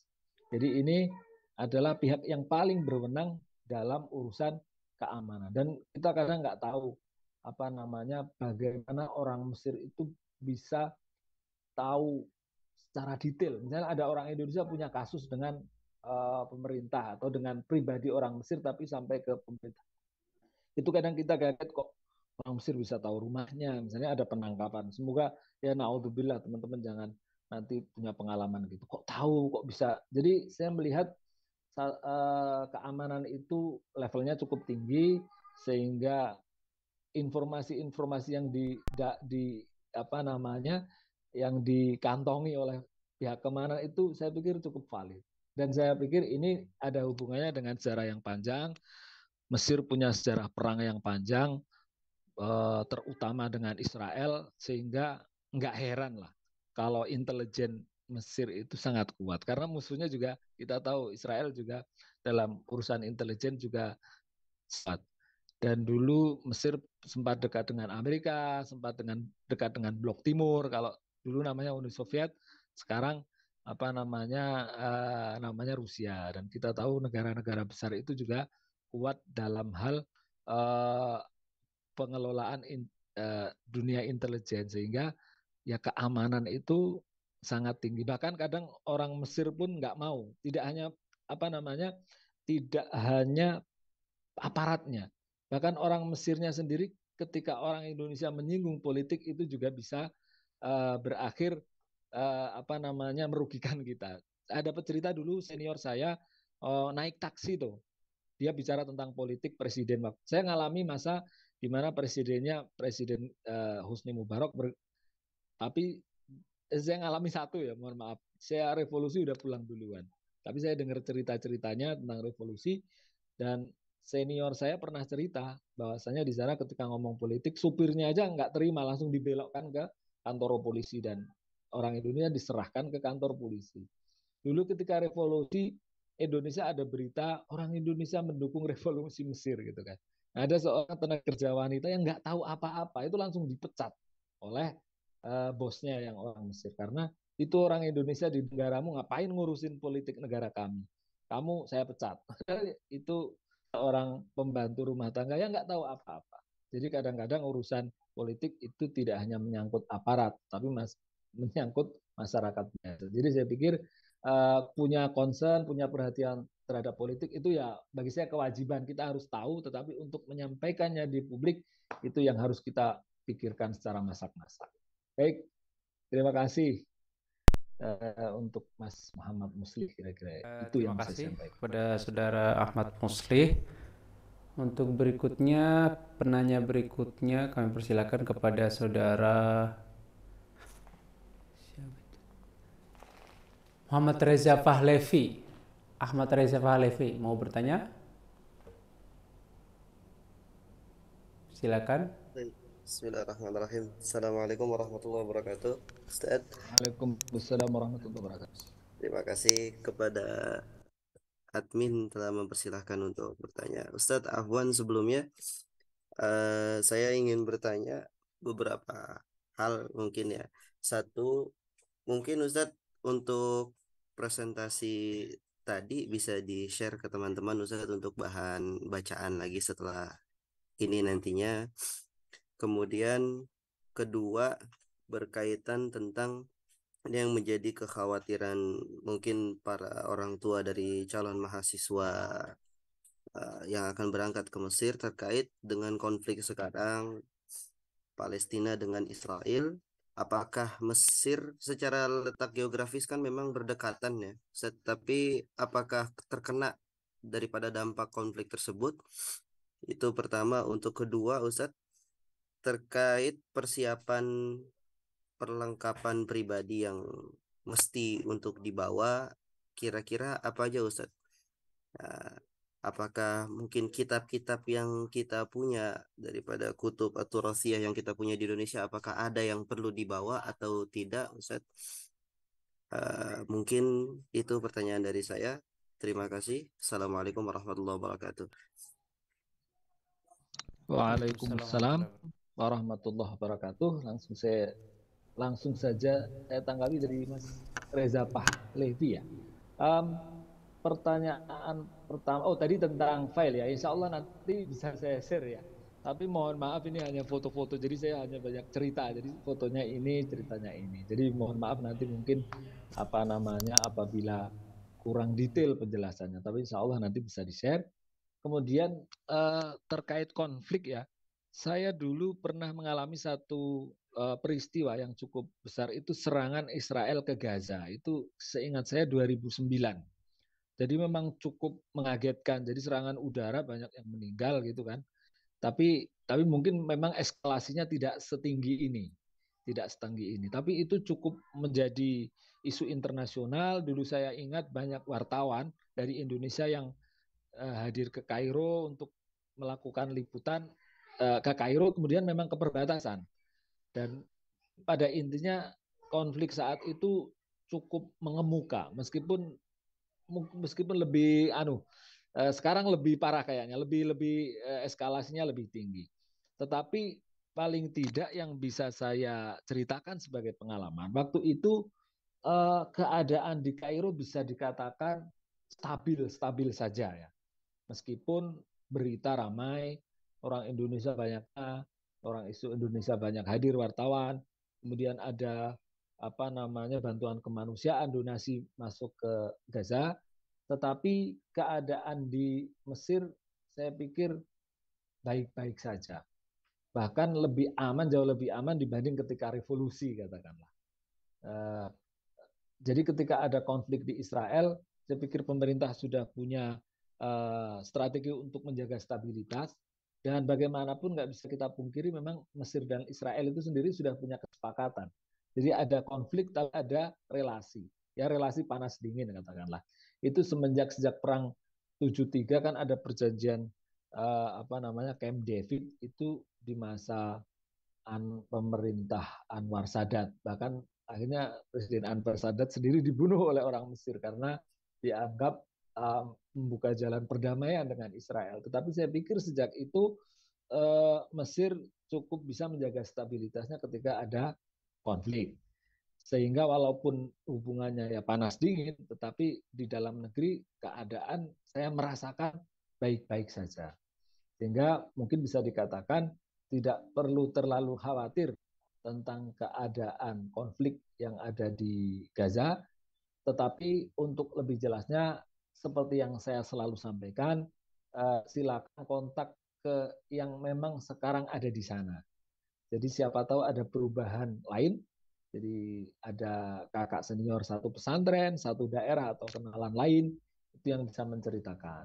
Tetapi saya secara umum berdasarkan pengalaman saya, dulu ada konflik tahun 2009 itu tidak terlalu berpengaruh. Ya isunya ramai, kita bicara, kita membahas tentang itu, tetapi tidak ada hal-hal yang kemudian mengganggu stabilitas keamanan dari masyarakat, khususnya orang Indonesia yang ada di Mesir.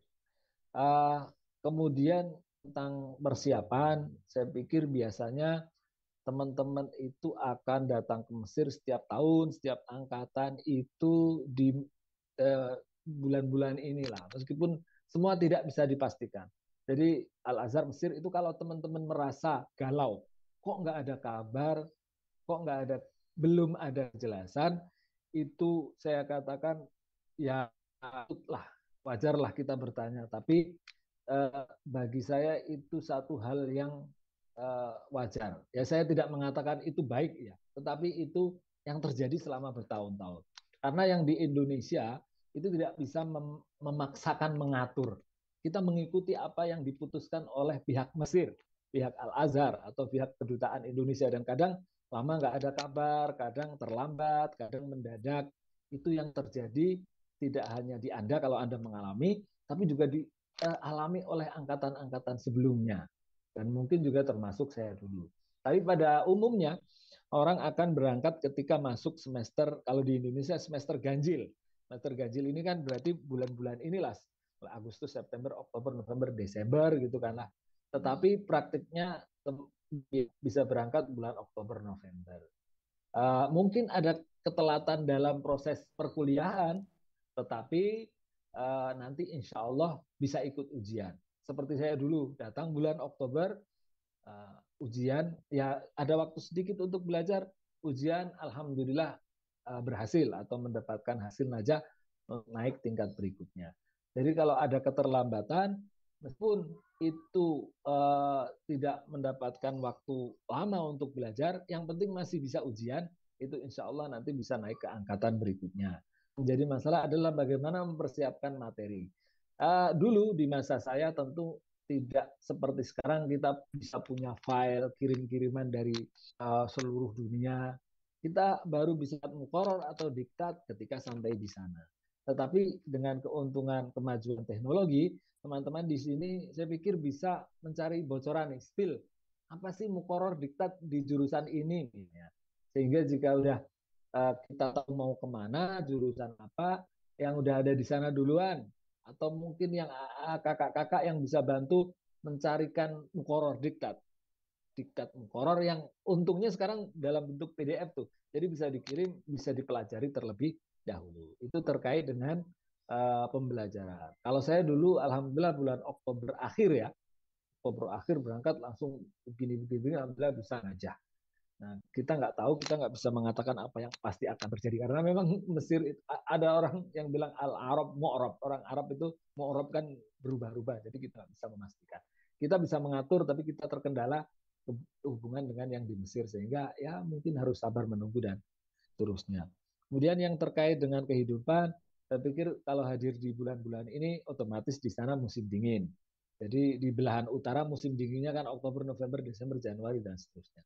Beda dengan belahan Australia, Brazil kan musim dinginnya malah pas Juli, Agustus. Nah di Mesir itu musim dingin yang mulai sekarang, sehingga Anda jika berangkat bulan Oktober, November akan langsung berada di musim dingin. Bisa kita membeli perlengkapan musim dingin di sana, tapi kalau lebih cepat kita punya itu juga lebih baik.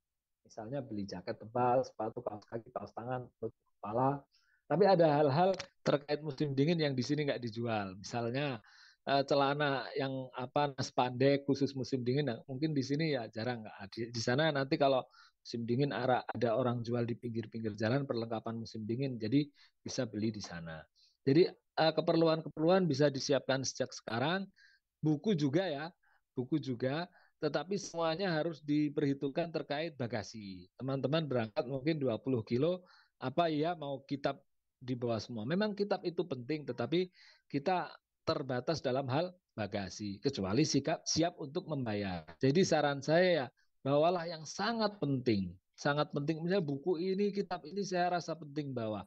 Tetapi buku yang lainnya jelas penting. Nggak mungkin nggak penting, sumber ilmu pengetahuan. Tetapi mungkin bisa kita skip dulu, yang kita nggak bawa. Ini karenanya dengan bagasi. Atau mungkin tadi ya, perlengkapan musim dingin, saya perlengkapan baju ini mau saya bawa semua, ya bagus. Asal kita pertimbangkan bagasi dengan sebaik-baiknya. Kalau kita bagasi kita terbatas, bawa perlengkapan kehidupan ya secukupnya, semuatnya, bawa kitab semuatnya, selebihnya kita siapkan untuk beli di sana. Insya Allah tidak semahal yang dibayangkan, buku juga enggak, apalagi di sana kan penerbit banyak sekali, mulai dari yang kitab cetakan penerbit mahal sampai murah, insya Allah ada, sehingga asal kita punya dana yang cukup, artinya kita bisa membeli sesuatu dengan harga yang tidak mahal-mahal banget. Apalagi sekarang sepengetahuan saya pound Mesir kekuatannya makin melemah, sehingga uang rupiah itu makin kuat gitu. Uang rupiah makin kuat sehingga kalau dikonversi bisa jadi sejumlah uang pound yang banyak. Sehingga nanti kita bisa misalnya untuk membelanjakan keperluannya yang penting-penting di sana. Tapi ketika masih muat terkait bagasi, silakan untuk dibawa. Kira-kira demikian Mas Reza.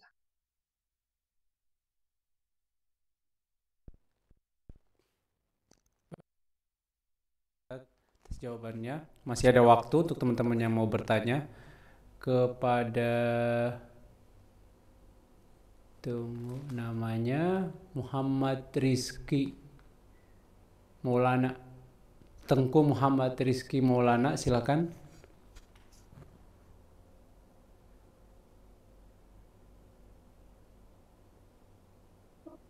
Baik, Ustaz. Ya, silakan. Assalamualaikum warahmatullahi wabarakatuh. Waalaikumsalam warahmatullahi wabarakatuh. Ini Ustaz izin bertanya.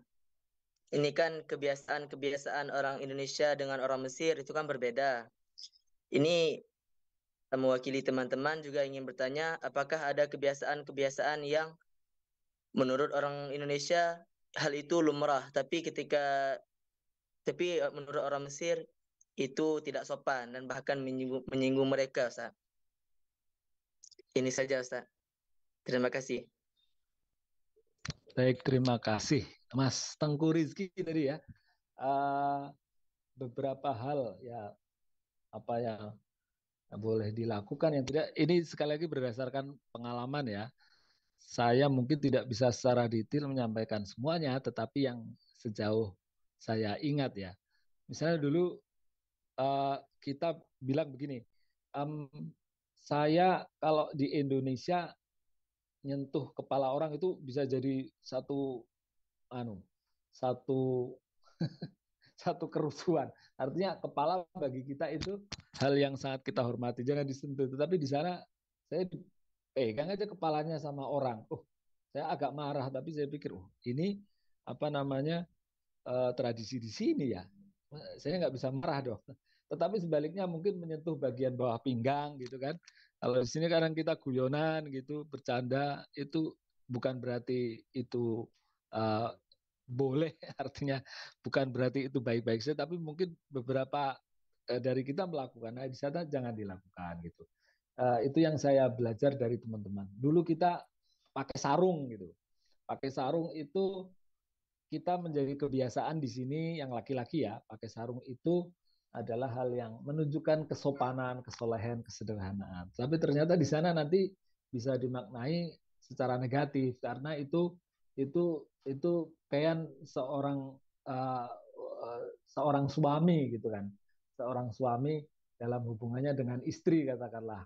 Kalau mereka punya relasi suami istri, ada hubungan suami istri, itu pakaian santainya seperti itu katakanlah, sehingga itu tidak pantas dipakai di sana. Kita kadang pakai kaos-kaos apa tuh, produk apa, merek apa. Kadang kalau mereka dirasa nggak sopan, itu juga jangan kita pakai. Kalau kita kan santai nih, pakai kaos gambar apa, gambar band apa, pakai tokoh apa, tulisan apa, itu lebih bebas. Kalau di sana mungkin ada orang yang no problem, tetapi ada yang nggak nyaman dan akhirnya menegur. Jadi pakaian kita juga ya kalau yang aman yang polos-polos gitu. Kalau ada tulisannya yang aman-aman saja. Kemudian dari pengalaman saya juga, kita cowok-cowok di sini mungkin celana pendek gitu. Di sana jarang orang pakai itu. Bahkan mungkin banyak di antara yang nggak pakai jilbab. Di sana jangan bayangkan semuanya kemudian berjilbab, yang putri berhijab, yang enggak pun kadang tetap berusaha pakai celana panjang, lengan panjang. Jadi celana pendek kadang-kadang uh, jarang-jarang dipakai. Tapi saya pikir santri yang nggak akan pakai kecuali kalau momen spesial seperti olahraga itu. Buka atasan kalau laki-laki panas itu buka atasan gitu. Itu juga kadang kita lihat di sekitar kita ada. Saya pikir di sana jarang sekali orang kalau panas apapun membuka bagian atasnya untuk laki-laki gitu kan. Itu yang terkait dengan hal-hal sederhana ya. Tetapi yang mungkin agak itu apa ya? Kalau tadi saya sudah bicara tentang politik, saya juga itu yang cukup penting. Tapi untuk sehari-hari, ya itu tadi berdasarkan pengalaman saya. Kita jangan begini, kita jangan begitu. Kita ada beberapa hal yang mungkin malah sebaliknya, yang di sini jangan, malah di sana menjadi no problem. Contohnya marah-marah tuh, itu malah kebalikan ya. Jadi ketika kita di sini itu marah, itu suatu hal yang sangat kita hindari, karena kita orang timur, orang Indonesia ingin selalu menjaga harmoni. Walaupun kita punya masalah, kadang kita simpan. Apalagi seperti saya nih orang Jawa gitu. Jadi pokoknya ada masalah, kita hindari perseteruan, kata-kata yang menimbulkan pertengkaran. Tetapi di Mesir itu malah justru menjadi hal yang sangat sangat wajar. Kita punya masalah, kita marah, tetapi nggak akan jadi dendam. Karena kalau sudah selesai, selesailah itu.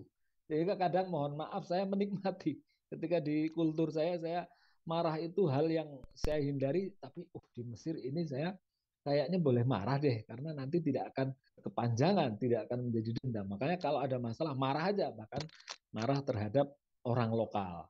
Marah terhadap orang lokal itu biasa. Karena nanti kalau sudah beres, beres. Bahkan mungkin kalau lagi marah bisa memacetkan lalu lintas panjang 1 kilometer karena ada dua mobil yang pengendaranya saling bertengkar. Itu biasa, tapi setelah itu udah. Nah, cuman yang jangan dilakukan misalnya sampai memukul. Nah, orang Indonesia kan seneng apa namanya tawuran nih. Berita di mana-mana orang tawuran lah, orang berkelahi, bullying. Itu jangan dilakukan. Itu sangat berbahaya. Baik melakukan kekerasan terhadap orang sesama Indonesia maupun orang asing yang non Mesir, non Indonesia atau orang pribumi. Karena memukul itu bisa menjadi pasal apa namanya pasal kejahatan yang hukumannya bisa berat, artinya bisa ditangkap. Jangan samakan dengan kondisi di Indonesia. Kita dikit-dikit anak-anak berantem, anak kecil gitu. Ya teman-teman tahu sendirilah sepak bola berantem. Itu saya pikir jangan diteruskan. Ini mungkin pengalaman saya sebagai laki-laki ya. Jadi ceritanya pengalaman cowok semua. Tapi kalau misalnya kita marah, kita nggak puas, itu boleh.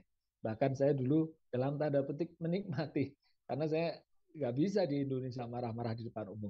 Tapi saya bisa. Dan itu bukan tujuan negatif loh. Tujuan kita memang kita menunjukkan ketidakpuasan, mencari solusi atas permasalahan, dan kita tidak niatkan untuk menjadi konflik berkepanjangan atau dendam. Mungkin itu saja ya Mas Tengku Rizky, karena itu hanya berdasarkan pengalaman pribadi.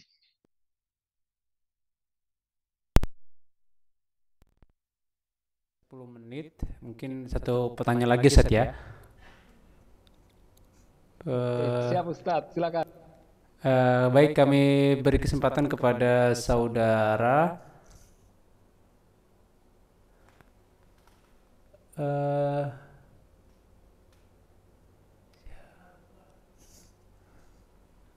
tunggu sebentar. Kepada saudara Nyi Putra Arya. Silakan.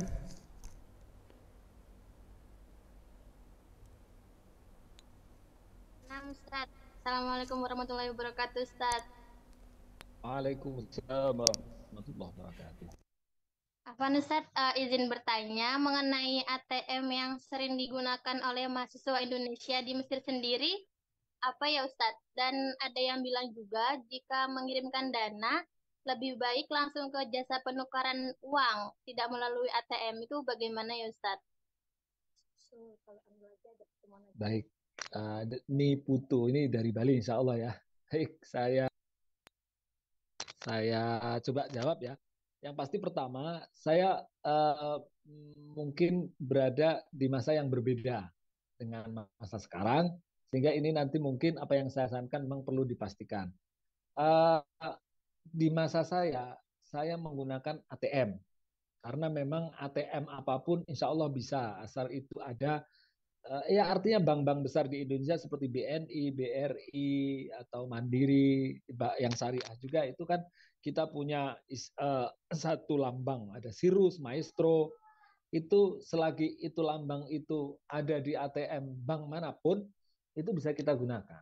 Jadi saya dulu pakai BNI misalnya. Mohon maaf ini sebut merek bukan dalam rangka promosi. Saya kadang di bank ini, di toko ini, di supermarket ini, saya bisa mengambil di mana-mana. Asal itu tadi ya ada kode Sirus atau Maestro. Jadi untuk pertanyaan bank apa yang bisa digunakan, saya pikir kalau bank-bank besar yang sudah punya reputasi kan pasti sudah terkonek ya dengan sistem itu ya, sistem yang kemudian menjadi jembatan antar bank di seluruh dunia. Kemudian kalau ada kata-kata lebih baik ke penukaran uang, saya mungkin nanti diluruskan yang dimaksud penukaran uang itu mungkin orang sesama Indonesia ya, sesama orang Indonesia yang memang membantu urusan penukaran uang. Jadi kirimnya ke nomor rekening orang Indonesia tersebut yang membantu penukaran uang sehingga nanti ngambilnya ke situ. Mungkin maksudnya itu. Kalau plus minus atau mana yang lebih menguntungkan atau tidak, saya tidak tahu ya. Kalau mungkin yang bisa dikatakan itu lebih menguntungkan karena sesama orang Indonesia, jadi nilai tukarnya itu masih bisa dinego. Kalau dengan ATM bank itu kan kita harus ngikut nilai tukar rupiah dengan pon sekarang naik turun ya kita nggak bisa protes karena hubungannya dengan mesin, hubungannya dengan bank. Tetapi kalau mungkin dengan sesama orang Indonesia yang memang bergerak di bidang jasa penukaran uang gitu, mungkin yang dimaksud itu ya akan lebih menguntungkan karena ada negosiasi, ada unsur-unsur kemanusiaan lah sesama orang Indonesia. Mohon nilai tukarnya disesuaikan dong gitu. Jangan terlalu tinggi dan seterusnya. Jadi kalau ada yang mengatakan dengan jasa penukaran lebih menguntungkan, mungkin karena faktor itu ya, karena sesama orang Indonesia dan juga itu memberi ruang negosiasi karena terkait dengan nilai tukar yang berubah-ubah sehingga bisa memberi samaha atau toleransi. Kira-kira itu Mbak Niputu atau mungkin Mbak Niputu bisa menjelaskan yang dimaksud penukaran seperti apa? Jangan-jangan saya salah memahami pertanyaan. Gitu Mbak.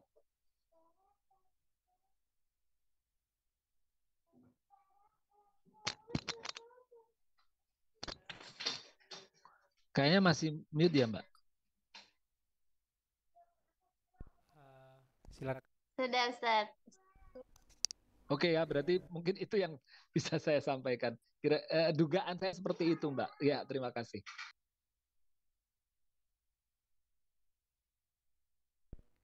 Baik, terima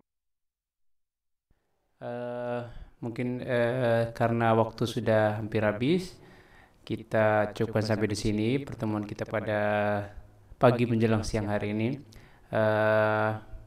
Tidak lupa kita ucapkan terima kasih kepada pemateri Ustadz Muhyiddin Basroni LCMA atas pengalaman, sharing, dan informasi yang disampaikan kepada kita dan teman-teman sekalian. Jangan lupa teman-teman sekalian juga berterima kasih kepada Ustadz dan mendoakan semoga Ustadz sehat selalu, keluarga, dan dilimpahkan rezeki yang berkah dan melimpah. Amin. Baik, naktafi bihadzal qadar. Terima kasih kepada teman-teman Pusiba yang sudah aktif mendengarkan dan mengambil faedah dari Ustadz pada hari ini.